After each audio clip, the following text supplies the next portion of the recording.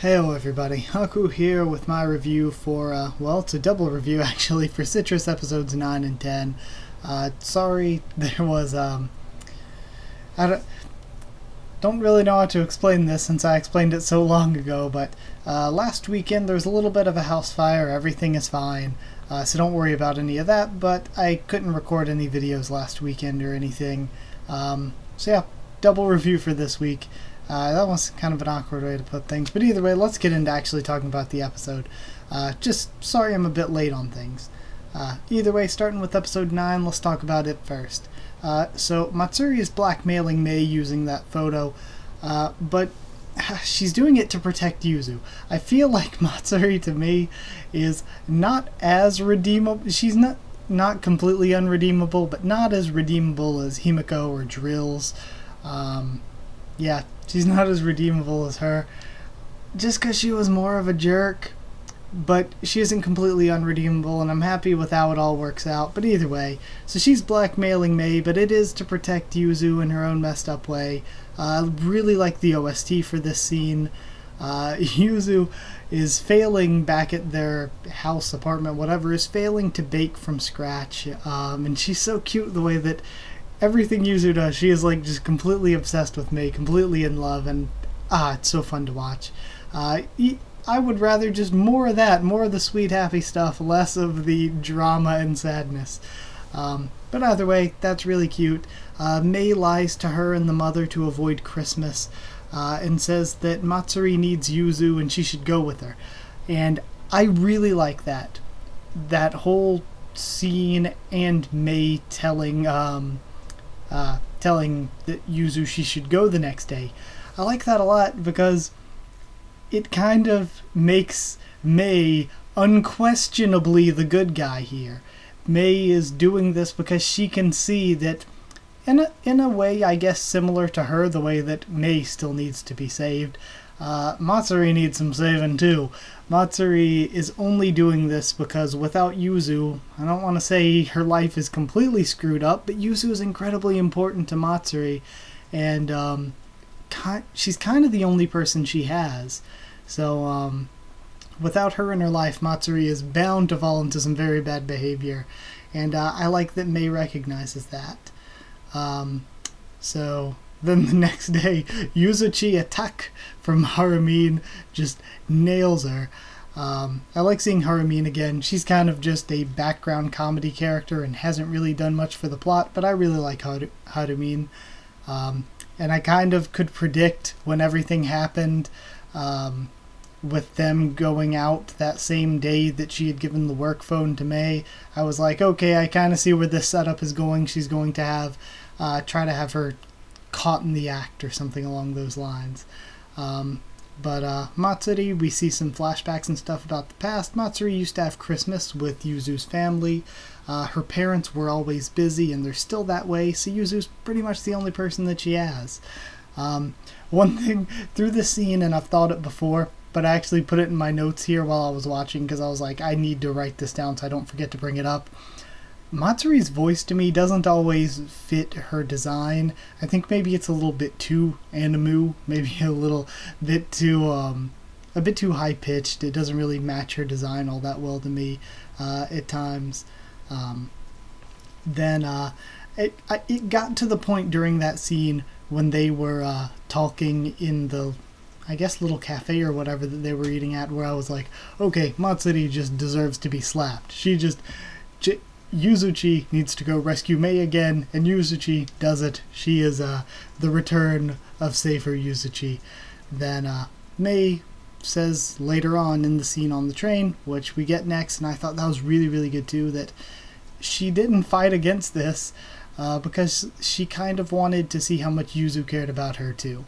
So she kind of played into it just to see what would happen, which again, dangerous behavior, but it's because Mei, much like Matsuri, needs to be saved as well.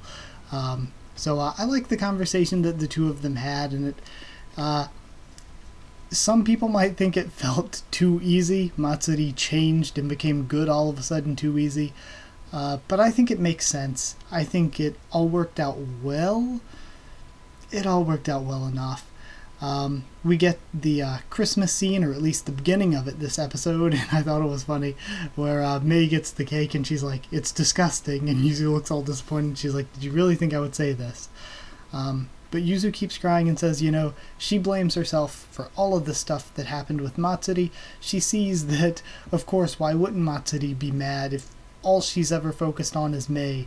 Why wouldn't she be upset at her? So she understands that, she blames herself, and she has the truest love. I absolutely adore her relationship towards Mei, and Yuzu's one of my favorite protagonists and characters this season of anime overall because of it. The way that she isn't just trying to get sexual with Mei. She isn't trying to get her romantically at any cost. She's doing what she does and actively forcing down her own feelings because she's like, Mei doesn't need me getting physically romantic with her. That is not what she needs at this moment. She has some issues that she needs to work out. Earlier in the season, we saw her sort of like, she doesn't need a girlfriend, she needs a sister. She needs me to be her friend and be supportive for her. And now, even though they're getting closer and closer and she's still figuring out what her feelings are, she still cares more about Mei than she does having a relationship with Mei, which I think is very, very cute. I thought it was a great episode. I'm really happy at how it all worked out, and I think it did a lot for Mei and Yuzu's relationship, even though episode 10, things didn't work out so happily the entire time. But I think this was a big step forward for the series and the plot and all that. Also, Yuzu, perfect, and I love Mei opening up about her feelings at the end of the episode. I thought that was all good. I'd give it 9 sketchy meetups out of 10. Yeah, that guy could have been really dangerous if he wasn't creepy, because isn't Matsuri in middle school, even though she looks way older? So isn't that creepy that he was going to meet her somewhere? Just throwing that one out there. Yeah, 9 out of 10, sketchy. Let's talk about episode 10 a little bit. Yuzu, we get the remainder of that scene where we got Cliff hung at. Yuzu can't bring herself to make things sexual with Mei, even though she totally wants it. And Mei does as well. You could see that when Mei was doing that, she said, "Oh, this is what you want, isn't it?" But when Yuzu leaned in, Mei was actually kind of smiling. She was actually happy. So even though it's not what she's outwardly saying, this is what Mei wants. But Yuzu can't bring herself to make it that way because she doesn't know that it's what Mei wants. She wants to be with her because the two of them like each other, not because Mei thinks it's what she wants. So again, I really like that. Good development for Yuzu. Even if it does seem like yet another repetitive, they can't be together yet kind of romance moment. And they skip ahead to, at first I was like, they're skipping ahead to New Year's, but no, they said it's late January already.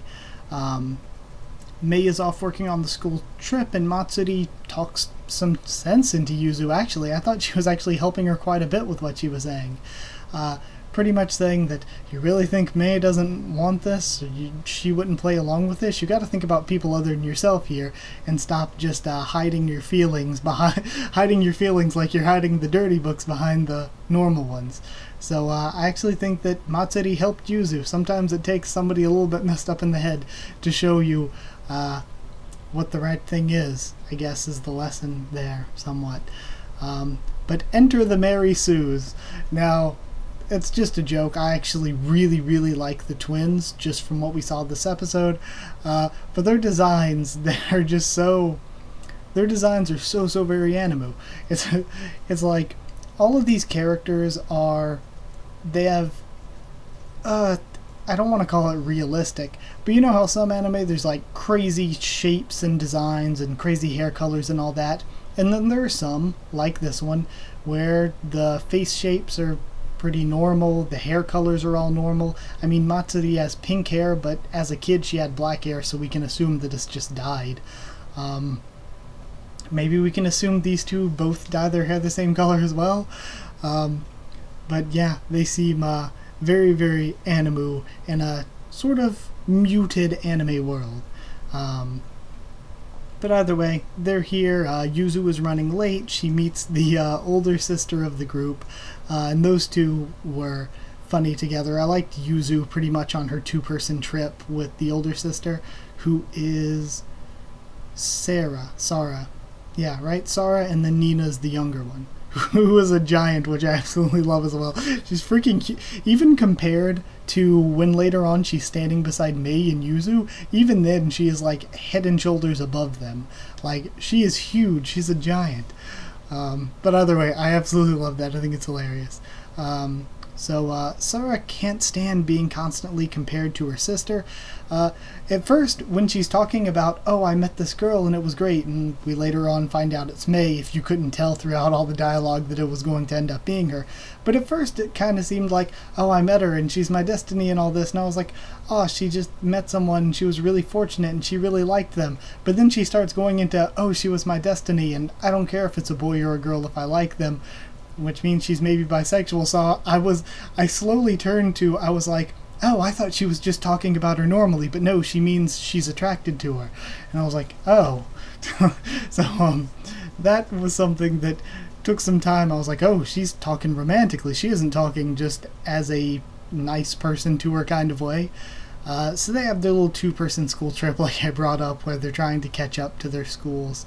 Yuzu confesses to Sara all about what her deal is, how she's attracted to her sister and all of that. And she brings up that the reason she couldn't sort of go that extra step with her on Christmas was because she was scared. And she feels that way too, but she was just too scared to do it at the moment or anything. So then we go on, they meet up with their schools and stuff, because everything is just very, very convenient. I put in my notes, I love how Nina is just a giant. Mei asks about Yuzu's feelings and then shuts her down.